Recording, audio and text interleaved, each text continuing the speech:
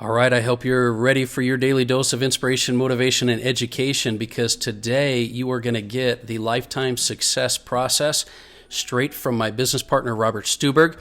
And this is an episode I wanted to replay for you because I want you to dig deep in listening to the concepts and the principles that are in this podcast, but I also want you to see what you can do to internalize it a bit in your life. And then we're going to talk about it a little bit more throughout the week. And I hope you'll join me on Facebook Live, either on my personal or the Daily Mastermind Facebook page. We're going to be doing a bunch of lives this week, and so feel free to tune in or at least check out the page so you can catch the replays. And without any further ado, here we go.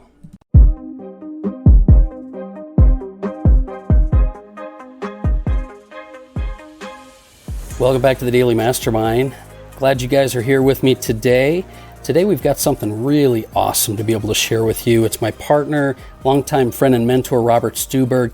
But what I'm going to do first, the Daily Mastermind quote of the day, let's see, I just checked it a few minutes ago, is failure is just the price you pay for success. So I wanted to give you that quote. But listen, today we're going to have Robert Stuberg go through the lifetime success process. This is a process he's developed over decades of thousands of clients and working with some of the biggest names out in the industry. This process is a 7-step formula to help you create your best life. And what I'm going to do is I'm going to give you a slight audio from one of our high-end mastermind groups where he walks through this with a group of individuals that we've been working with. So I hope you enjoy, and I look forward to talking with you more tomorrow. Have a great day. What do you teach when you're coaching? What are the key things that you're most interested in? And what I came up with, and I came up with this when I started success.com years ago.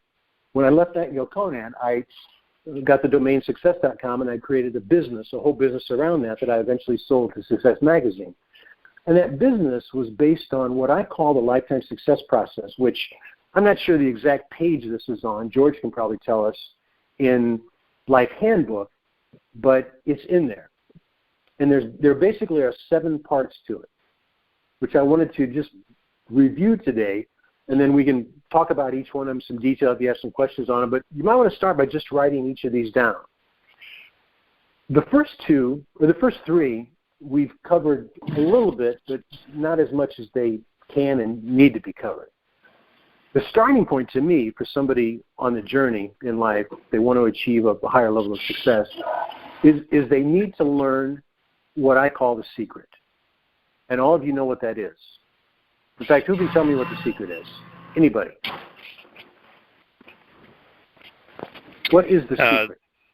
Well, the secret as described in the movie or in the Universal Principles is the universal law of energy and attraction manifestation, attracting that which you focus on. Yeah. I like to say it with these 5 words. Your thoughts control your life. Your thoughts control your life. Things. Thoughts become things. What you focus on expands. As a man thinketh, so is he. It's right. The concept that every person that's ever gone looking for success has eventually found. Again, my main mentor, Earl Nightingale, talked about how he didn't find the secret until he was 29 years old, and he found it in the book Think and Grow Rich. And if you look in the book Think and Grow Rich, and you look carefully enough, you'll find these 6 words, which Earl used to create a message called The Strangest Secret. And the words are, we become what we think about. We become what we think about. That message, The Strangest Secret, that he did was the first audio message to ever receive a gold record for sales over 1 million copies. In many ways, it started the audio success industry. But that's the secret. Your thoughts control your life. As a man thinketh, so is he. And you can say it in a lot of different ways, but it's the thing that the great philosophers, theologians, even scientists, people of science and great learning will agree on. And that's the starting point, because if you don't know that and you don't realize how important your thoughts are, you're going to be lost, because each of us has 50,000 thoughts a day, at least. 50,000 is probably a conservative number. But for most people, the 50,000 thoughts they're going to have today are the same ones they had yesterday. And that's the problem. If you want your life to change, you've got to change your thoughts. The second thing, which we haven't talked a lot about, number 2, I call it simply the question. And the question is this. If thoughts are so important in our life, why is it that we think the thoughts we're thinking? In other words, each of us on this call today has different thoughts. None of you are thinking the exact same things I'm thinking. We might be in the general ballpark in some areas, but there are different things that we're thinking. So why are you thinking what you're thinking and I'm thinking what I'm thinking? And the answer? The questions we ask ourselves. That's why. Most all thoughts are preceded by a question. And here's what's really fascinating about this. If you dig deeply enough, with most people you can find that there's what's sometimes called a primary question. One question that more than anything else they're trying to answer. Like mine for years was this. What's the purpose of life, or why am I here? That was my question. And for me, it was a good question because it led me to do the things I've done. It led me to the success industry, to Nightingale Conant, to doing my own company. I mean, it's led me to lots of things. And most people would say, well, that's a pretty good question, Robert. What's the purpose of life, or why am I here? But let me ask you this. You think there's any downside to that question? What's the purpose of life, or why am I here? Anybody at all? You think there's a downside to asking yourself that question? It's so broad. It's very broad. But what else? You might get the answer and not like it. You might get the answer and not like it. I like that. Well, to explain what might not be good about it, let me tell you this. Most questions have a presupposition to them. In other words, asking the question presupposes something. So, for example, my good buddy, Tony Robbins, when we talked about this years ago, his question was, how can I make it better? How can I make it better? Now, when you think of that on first blush, you think, well, that's a great question. How can I make it better? But I learned with Tony there's a huge downside to that question, which he talks about. And the downside is, what about things people don't want you to make better? Or let me give you an interesting example of where I saw an interaction between he and his wife at the time, Becky, where she had just created this wonderful brochure about Fiji, which is a resort that they own together. And she had spent a lot of time and effort on this brochure. She was really proud of it. She showed it to me the day before, and I give her a lot of compliments. Well, imagine handing somebody a brochure to look at and asking for their opinion, and their primary question in life is, how can I make it better? What do you suppose they're going to say about your brochure? It's not good the way it is. I got to make it better. How well do you suppose that went over? Not so good. Well, Tony's now married to someone he named Paige, or not Paige, but Sage, rather. Her real name was Becky, but his names are Sage. And again, your spouse isn't always somebody that they want you to make them better. So there can be a downside to a question. What's the purpose of life? The presupposition of that question is a little bit of this. If you ask that question, doesn't it mean you don't know what it is? And aren't you constantly searching and never satisfied? See, I finally stopped asking the question because I decided, and here's how you get rid of a question if it's not serving you anymore. You answer it. So let me give you my answer to what's the purpose of life. I'm not saying this is what your answer should be. I'm telling you this is my answer. Purpose of life is whatever you want it to be. You get to choose. That's the purpose of life. You get to choose what it's going to be. You can make it something incredible and grand, or you can make it something very painful, filled with a lot of pain and suffering. But I would submit to you that no one else's answer to that question should necessarily be yours unless you've carefully considered it. So my question to you is, what's your question? What's the primary thing you're trying to answer that is shaping your life? I've had clients give me all sorts of them over the years. I remember a lady I was coaching who was about to go on her 5th marriage, and it ended up that the marriage didn't go through, the wedding didn't go through, and she was just really, upset. And I asked her what her primary question is, and here's what she said without thinking much. She said, "Well, my question is, how can I protect myself?" And I found out that she, early on, her first relationship was a very abusive relationship. And so she had developed this question, how can I protect myself? Which seems reasonable. If you've been hurt, you want to protect yourself. But here's my question.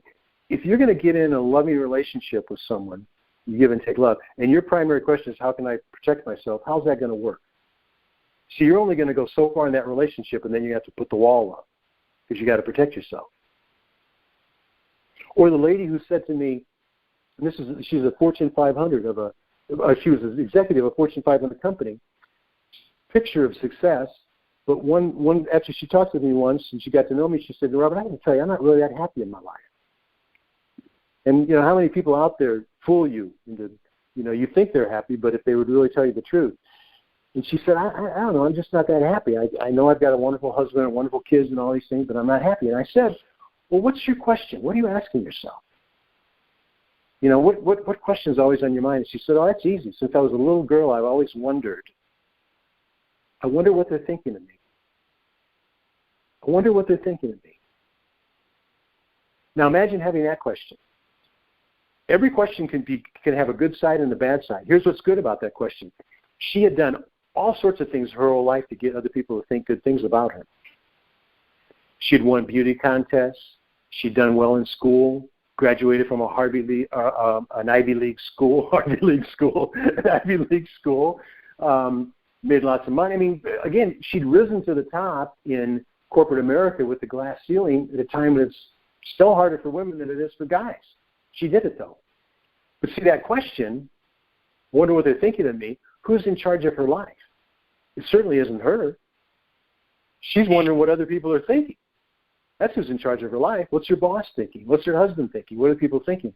See, you can't have a great life with that question. There's no way.